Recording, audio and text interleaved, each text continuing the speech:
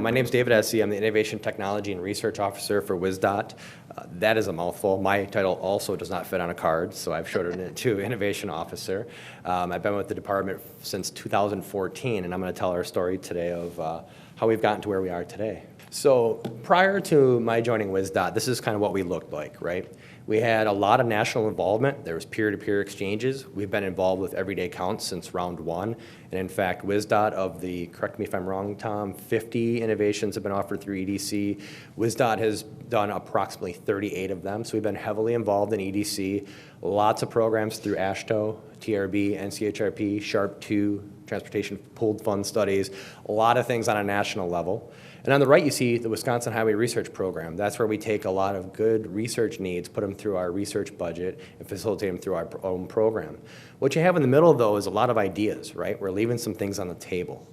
And so when I joined the department in 2014, they had just completed what they call the Innovation Summit, and they did some research with our staff to determine what do we want to do? What are the goals? Are we innovative or not? Who should be involved? All that kind of stuff. And it boiled down to creating a position, which I was lucky enough to get.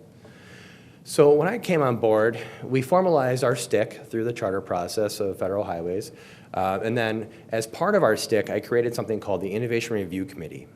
And what this is a group of individuals from our organization internally that are really innovation focused, but also cover a wide variety of innovations, obviously, but different functional areas. So we have traffic operations, project development, we have communications, we have an IT advisory person on our STIC, on our Innovation Review Committee.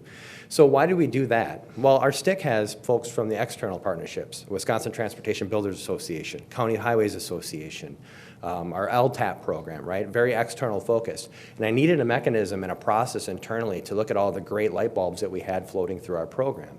So this program actually came out of the gate pretty good. We started out with 14 ideas in 2014. We grew to about 40 ideas in 2015.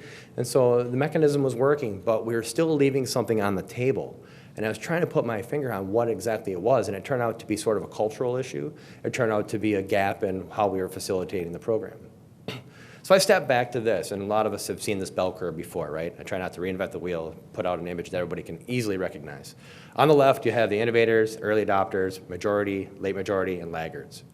Innovation is really about people, and the most important part is understanding who can contribute, who wants to contribute, and who should contribute. When I look at innovation, it starts on that side of innovators. They're always going to innovate. They're always going to be pushing forward. I have friends that are just always on the cutting edge. They have the latest, greatest gadgets. They're always on the forefront of everything that they do, whether it's personally or professionally. Along with them are a select group of the early adopters, right? Those are the people that have a pretty wide open mind. They're willing to consider some things. They want to, progress, but they're just not sure how to lead that progression. I separate that from implementation, because when it comes down to implementation, the innovators are already on to the next great thing, right? They're already looking at the next idea. But the early adopters are the ones saying, hey, I can take a leadership role here and I can actually help implement this. And along with them comes the early majority. We talked about how important it is to have peers talking to each other and the power of peer-to-peer relationships. Well, this is what it represents in my mind.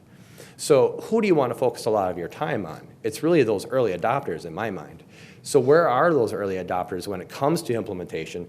For us, they sit out in our region offices, right? They're the practitioners or the folks out in the field. So I took innovation on the road in our state. We have an Innovation Review Committee, which is sort of the central office look, but then we have our region offices, and I had local-based innovation teams assembled where they can have anybody, any staff level from the region offices, anybody that's interested in innovation come on board and start participating.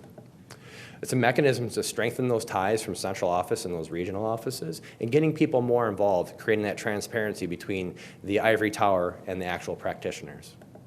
And at the end of the day, I'm able to look at all this information and start making ties and saying, hey, Southeast region and Southwest region, you're working on the same thing. You really should start talking to each other and align your resources better. So what does that look like today? Now we have a mechanism that can take those light bulbs, right, from our Innovation Review Committee at a local level and just get it done. I don't need to be the bottleneck in innovation from a central office perspective. All I ask is that they document it. So now our STIC has this external component, which many of you, already have in play, but we have this really critical internal and local component. This last year we had over 80 submissions. And I'll be honest with you, I'm not a huge believer in the metrics of, hey, more ideas the better. but what I'm seeing is the quality of the ideas. It's people really are investing their time, they want to make a difference, they want to make a change, and they want to get involved. And the story that I'd like to share about our local innovation team, just briefly, is from our Northeast region. One of our Innovation Review Committee members, her name is Tammy, she said, hey, I want to tell you something about what happened with our local team. We had an idea come in, and our team sat down with the person that submitted it and said, you have the option to document your idea and share it with management, or we can take that for you. That person said, no, I'd like to share that with management. So this was the first time that that staff person had ever sat down with her management team in that region and got to share her own idea with support of a local innovation team. Think about how that can help change your culture, right? Was it the biggest, brightest, best idea in the world that it saved our department millions of dollars? No, I'll be honest with you, no, it didn't. But when I hear that story and I think about how that cultural change is happening, and it's happening at a local level, and I'm not the bottleneck anymore, that's powerful.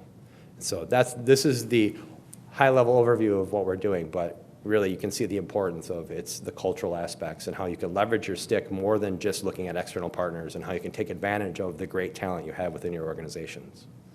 So remember, innovation is awesome. Thank you.